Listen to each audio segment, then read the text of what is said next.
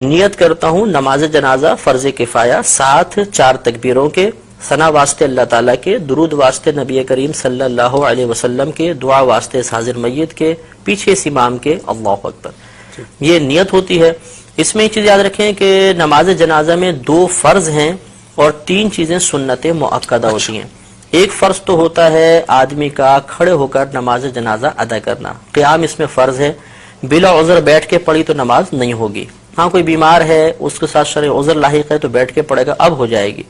اور دوسرا رکن ہوتا ہے 4 تکبیریں، جنازے کی 4 تکبیریں فرض ہیں، اور 3 چیزیں اس میں سنت مؤکدہ ہیں، ثنا پڑھنا، درود پاک پڑھنا اور میت کے لیے دعا پڑھنا۔ یہ 3 سنت مؤکدہ ہیں، اور سنت مؤکدہ کا ترک کرنا 1-2 بار کیا تو برا ہے، اور اگر عادت ہی بنا لیں تو انسان گناہگار ہوگا۔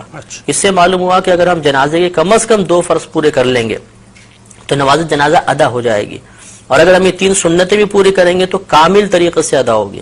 اس سے نتیجہ نکل آیا کہ اگر کسی شخص کو جنازے میں کچھ بھی پڑھنا نہیں آتا، نہ ثنا آتی ہے، نہ درود پاک آتا ہے، نہ جنازے کی دعا آتی ہے، اور وہ امام کے پیچھے تکبیر بلند آواز سے لگا لے جیسے میں طریقہ عرض کرتا ہوں، اور وہ بس خاموش بھی کھڑا رہے گا تو جنازہ بہرحال ادا ہو جائے گا اس کا۔ ہاں یہ ہے کہ سنت کے ترک کا اگر جان بوجھ کے کیا تو گناہگار ہوگا اور ثواب میں کمی آ جائے گی۔ اب اس کا طریقہ یہ ہوتا ہے کہ مستحب یہ ہے کہ امام صاحب نماز شروع ہونے سے پہلے سب کی طرف متوجہ ہو کے ان کو نیت کا طریقہ بتا دیں، یہ افضل ہے۔ اس کے بعد امام صاحب تکبیر لگائیں گے، ہم نیت کر کے تیار ہوں گے، اللہ اکبر کہہ کر ہاتھ کو باندھیں گے۔ یہ مسئلہ یاد رکھنا بہت ضروری ہے کہ جہاں شریعت نے فرمایا کہ کہو یا پڑھو، اس کا مطلب یہ ہوتا ہے کہ اتنی آواز سے کہو یا اتنی آواز سے پڑھو کہ تمہارے اپنے کان تمہاری آواز کو سن لیں۔ اس لیے اب ہمیں تکبیر لگانی ہے، اور جیسے پہلے بتایا کہ 4 تکبیریں فرض ہیں، تو اس میں اتنی آواز بلند رکھنا بھی فرض ہوگا کہ اپنے کان اپنی آواز کو سن لیں۔ چنانچہ بعض لوگوں کو دیکھا ہے کہ ہونٹ بند ہوتے ہیں، بس یوں۔ اب ان سے اگر پوچھا جائے کہ آپ نے زبان سے تو کچھ بھی نہیں کہا، تو کہتے ہیں ہم نے دل ہی دل میں تکبیر کہی ہے۔ تو دل میں تکبیر کہنے سے تکبیر کا فرض ادا نہیں ہوگا، اس لیے امام صاحب تو بہت بلند آواز سے پڑھیں گے جہر کے ساتھ، ہمیں کم از کم اتنی آواز سے اللہ اکبر پیچھے کہنا ہے 4 تکبیروں میں کہ اپنے کان سن لیں، ورنہ فرض ادا نہیں ہوگا، اور فرض ادا نہیں ہوا تو یہ نماز بھی ادا نہیں ہوگی۔ اب اللہ اکبر کہتے ہوئے ہاتھ باندھیں گے، ہاتھ بالکل وہی نماز کی مثل باندھ کر سب سے پہلے ثنا پڑھیں گے۔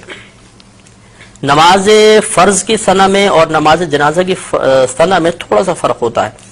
اس میں اس طرح ہم پڑھیں گے سبحانک اللہم وبحمدک وتبارک اسمک وتعالی جدک وجل ثناؤک ولا الہ غیرک۔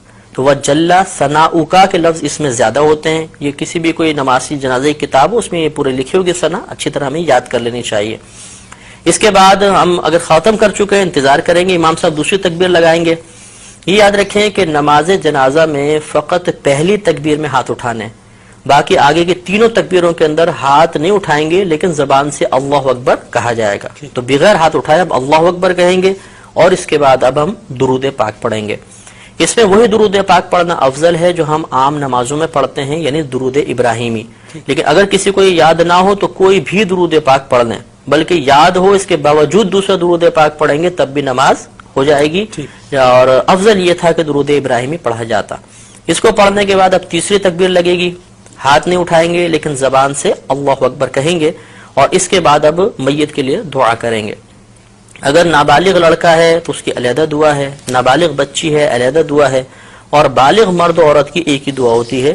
یہ دعائیں ہمیں نماز جنازہ کی کتابوں سے یاد کر لینی چاہیے۔ اگر بالفرض کسی کو یہ دعائیں یاد نہ ہوں تو کوئی بات نہیں، وہ کوئی بھی ایسی دعا کر لیں کہ جس میں امور آخرت کے بارے میں کچھ طلب کیا گیا ہو، دنیاوی کوئی چیز نہ طلب ہو رہی ہو، آخرت کے بارے میں، تو یہ ہم کوئی بھی دعا اس میں پڑھ سکتے ہیں۔